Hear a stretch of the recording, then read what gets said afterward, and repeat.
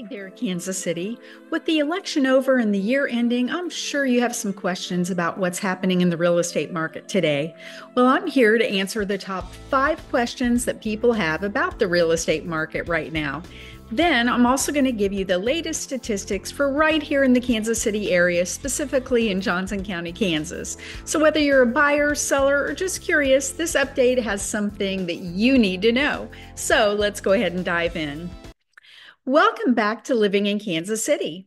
My name is Cheryl McCormick, and I'm an agent with the Rob Ellerman team at ReeceNichols Real Estate, which is the #1 real estate team in all of Kansas City.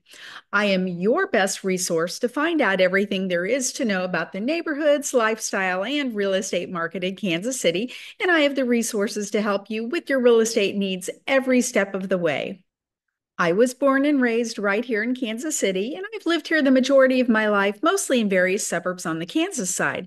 I love showcasing my beautiful hometown, which is why I make these videos, and I hope that you're going to love Kansas City just as much as I do. My goal is to keep you in the know about everything happening in the housing market, both nationally and here locally in Johnson County. Today, we'll explore what's driving the market right now, how national trends impact us, and what it all means for you. And make sure to like, subscribe, and hit the notification bell to stay updated on all things real estate in Kansas City. So let's get started. Let's dive into some of the big questions that everyone's asking and break down what we know and look at what might be ahead for the housing market. First of all, will mortgage rates come down? This is the hot topic right now. Predicting mortgage rates can feel like flipping a coin, but let's look at what experts are saying.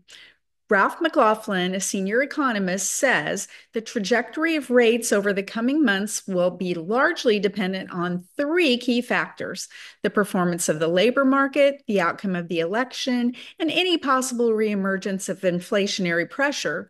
While volatility has been the theme of mortgage rates over the past several months, we do expect stability to reemerge towards the end of November and into early December.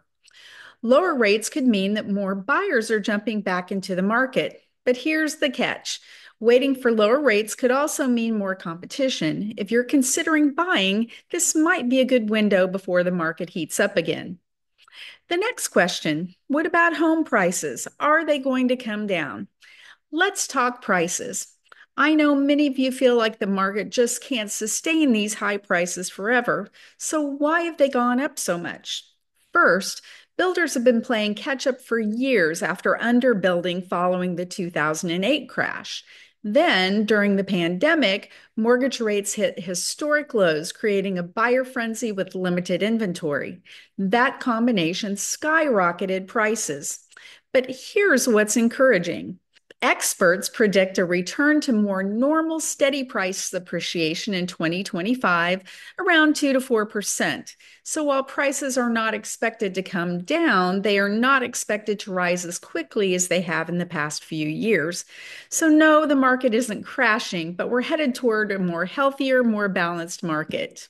Next, will I be able to find a home? This has been a huge struggle for buyers over the past few years, but things are improving. Inventory is up. According to Realtor.com, there were 29% more homes actively for sale in October 2024 compared to the same time last year. That's fantastic news for buyers. While we're not back to pre-pandemic levels yet, the options are growing. So if you've been frustrated in your home search, now might be the time to jump back in, especially during these slower winter months. Next question, what's ahead for 2025? Here's the exciting part. 2024 is likely to be the low point for home sales, with projections expected to rebound in 2025. Economists predict around 5.2 million homes will sell nationwide, up from the projected 4.6 million sold this year. With mortgage rates expected to ease and inventory continuing to grow, next year is shaping up to be a better year for both buyers and sellers. And finally, let's address the elephant in the room. Is the market going to crash? The short answer is no. The conditions we saw in 2008, overbuilding and risky lending practices, just aren't present today. In fact, today's homeowners have record equity in their homes, a far cry from the stats we saw during the 2008 housing crisis. Today, we're dealing with real demand and a shortage of homes. So while the market may have slowed, it's far from a crash. Now, let's get into the nitty gritty of what's happening in our local Johnson County, Kansas market here in Kansas City. Mortgage rates have been relatively flat, with a 30-year conventional coming in at 6.97% this week, giving buyers some breathing room after months of volatility. But here's the deal. Rates are still high by historical standards, and while inflation is cooling, it's unlikely that mortgage rates will drop significantly in the short term. I know that's not the news that everyone wants to hear, but unfortunately, that's where we're at.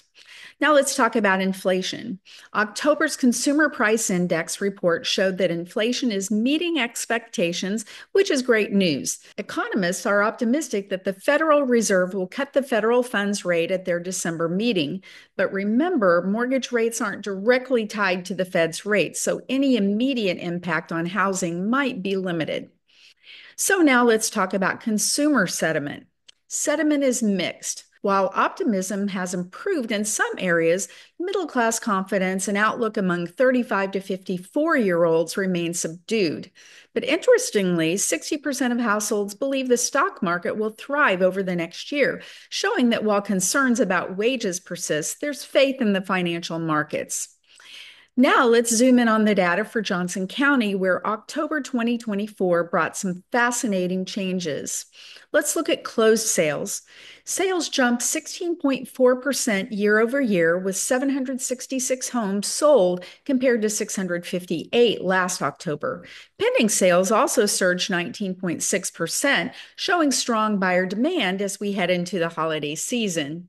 Now let's look at home prices. The average sales price dipped slightly, down 2% to $521,309, while the median sales price climbed 1.6% to $440,000. This tells us that while luxury sales may be softening, the mid-market is still thriving. Now let's look at days on market. Homes are staying on the market longer, averaging 36 days, up 5.9% from last year. For buyers, this means they don't have to act as quickly and may have more time to make decisions. Now let's look at inventory. According to Realtor.com, nationwide inventory has grown by 29% compared to last year. More options for buyers means that we're inching closer to a balanced market, though we're not quite there yet. Now let's talk about supply. Here in Johnson County, inventory levels rose 1.1%, with a current supply of 2.2 months. While this is still a seller's market, buyers do have more options than we've seen in recent years. Now let's look at list price received. Homes are still selling close to asking, with sellers getting 99.4% of their original list price. So while you may not be expected to still pay over asking price, be prepared to pay close to asking. So what does this mean for buyers and sellers? For buyers, with inventory increasing and homes staying on the market longer, this could be your best opportunity to find the perfect home without rushing. But don't wait too long. Competition remains steady, especially in the $400,000 to $500,000 price range. Locking in your financing now might save you money before rates potentially rise again. For sellers, if you're selling, pricing your home competitively is key. Buyers are still active, as shown in the jump in pending sales, but they're more selective and will likely pass over homes that are overpriced. Homes in good condition and those that are priced right are still moving quickly, even in this slower season. So, what should be your next move? Whether you're looking to buy, sell, or just explore your options, now is the best time to act strategically.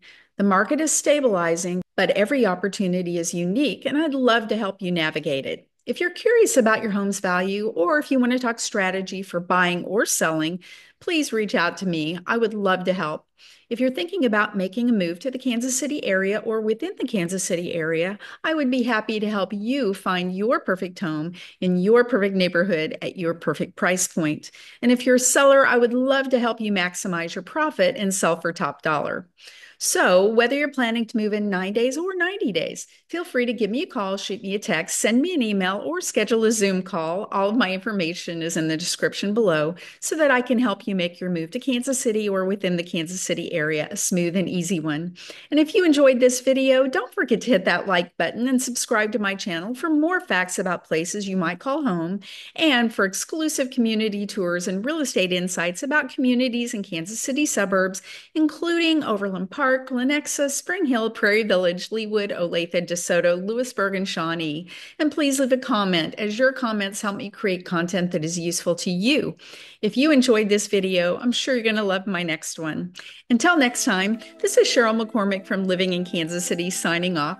Take care, and I'll see you in my next video.